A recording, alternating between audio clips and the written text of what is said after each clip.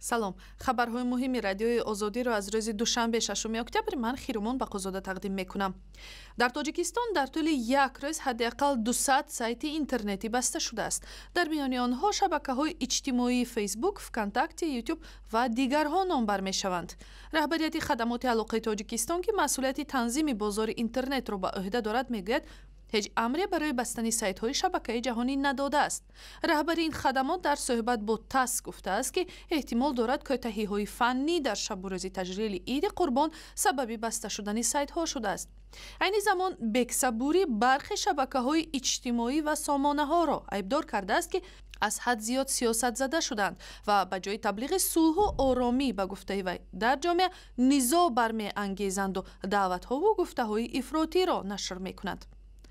дар гузашта дар Тоҷикистон баъди нашри гузоришҳои интиқодӣ дар ҳаққи ҳукумат чандин бор дастрасӣ ба шабакаҳои иҷтимоӣ ва расонаҳои хабарӣ маҳдуд шудааст.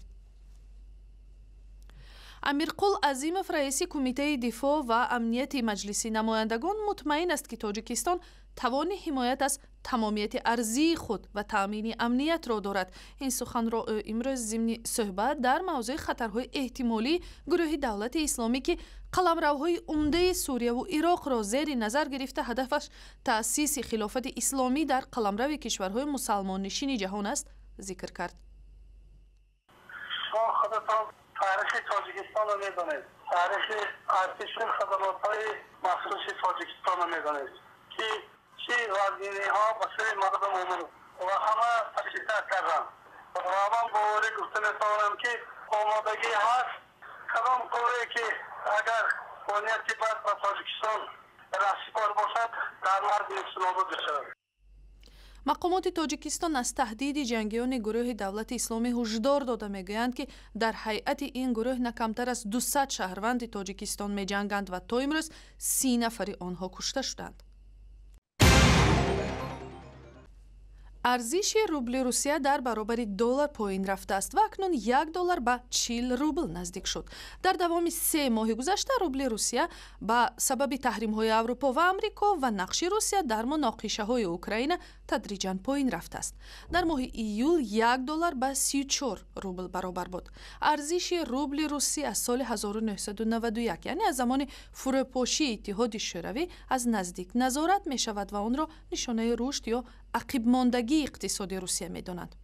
оё дар ояндаи наздик сарнавишти қурби рубли русӣ чӣ мешавад ва чӣ таъсире ба даромади муҳоҷирони корӣ хоҳад дошт? дар ин бора суҳбате доштем бо иқтисодшиноси радиои Озодӣ Сергей Сининский. Сергей, салом. Ин ҳолат бори аввал рух медиҳад? Знаете, даже в самой России применяют формулировку впервые в истории. Дар Русия ин падидаро ҳатто аввалин бор дар таърихи кишвар мегӯянд, вале ин дуруст нест. Таърих гувоҳ аст ки 31 декабри соли 1997 қурби расмии рубл дар нисбати доллар 5960 рубл буд ва рӯзи дигараш, яъне 1 январи соли 1998, яъне тақрибан 17 сол пеш ислоҳоти пул барпо шуд ва аллакай ҳамон рӯз қурби доллар 6 рублро ташкил дод. Ва агар аз ҳамон рӯз ҳисоб кунем, мебинем ки қурби рубл дар пасттарин мавқеъ қарор дорад ва аз марзи 40 рубл барои $1 гузаштааст. И курс составил те же 6, но только не тысяч, а просто рублей. Пас мушаххасан сабаби поинравии қурби рубл чӣ аст? Здесь следует речь вести прежде всего о совокупности факторов. Первый – это падение цен на нефть. инҷо чанд далел сабаб шудааст. пеш аз ҳама пасравии қимати нафт дар бозори ҷаҳонӣ. даромади нафту газ нисфи буҷаи Русияро таъмин мекунад. аз аввали сол нархи нафт дар ҷаҳон 16% коҳиш ёфт. ин чиз аз Русия вобаста нест. дуюм далел ки ба худи Русия иртибот мегирад бештар сиёсист ва марбут ба он ҳодисаҳоест ки дар Украина мегузарад. инҷо ҳам таҳрими Русия аз ҷониби ғарб ва ҳам посухи ҷавобии Русия дар амри манъи вуруди маводи ғизо аз кишварҳои ғарбӣ таъсир гузоштааст. А именно это и введение западных санкций в отношении России, а с другой стороны введение самой России ответных санкций. ва ин ҷараён дар даромади муҳоҷирони корӣ ки аз кишварҳои Осиёи марказӣ ба Русия мераванд чӣ таъсир хоҳад гузошт?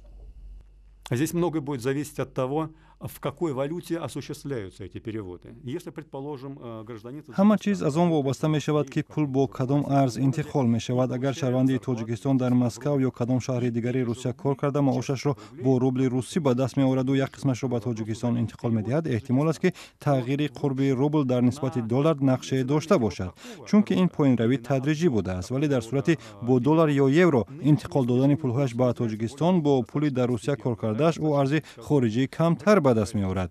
Поинравии қурби рубл маҳз дар ҳолати интиқоли арзи хориҷӣ таъсиргузор мешавад. В России, а переводят домой в Таджикистан либо доллары, либо евро. ташаккур. иқтисодшиноси радиои озодӣ Сергей Сининский ба саволҳои мо посух дод. намози иди қурбон имсол дар масҷидҳои Тоҷикистон бо даъват ба сулҳу субот ва парҳез аз фитнаи бегонагон баргузор шуд.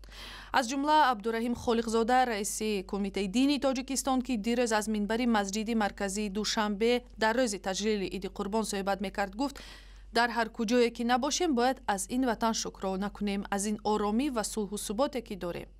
вай гуфт: имрӯзҳо мебинем, ки дар қитъаи олам чӣ гуна кишварҳо бо як фитна дар мегиранд. гуфт раиси Кумитаи дин. тибқи иттилои озодӣ бархе аз имом-хатибони масҷидҳои пойтахт номаеро ба намозгузорон алайҳи гурӯҳи 24 ба раҳбарии Умар Али Қувватов қироат карданд, ки дар он аз фаъолиятҳои ӯ чун аъмоли ба гуфтаашон зидди исломӣ шадидан интиқод шудааст. дар Тоҷикистон имсол рӯзи муаллим ба рӯзи иди қурбон мувофиқ омад ва назар ба солҳои гузашта камрангтар таҷлил шуд. дар Тоҷикистон ҳар сол 5 октябр рӯзи байналмилалии муаллимро бо чорабиниҳои гуногун таҷлил мекунанд ва ба омӯзгорони пешқадам ҷоиза медиҳанд. бар тибқи омори расмӣ ҳоло дар кишвар бештар аз 95 000 муаллим дар мактабҳои миёнаву олӣ дарс мегӯянд. хабарнигорони радиои озодӣ дар остонаи ин рӯз ба дидори Сайфиддин Гулмадов, як омӯзгори забони англисӣ рафтанд ва гузориши ҷолибе дар бораи кору зиндагии ӯ омода карданд. ин гузориш ва хабарҳои дигар дар вебсайти радиои озодӣ, дар саҳифаҳои мо дар Фейсбук, Твиттер ва Ютуб ва ҳам замимаи махсуси радиои озодӣ барои телефонҳои ҳамроҳ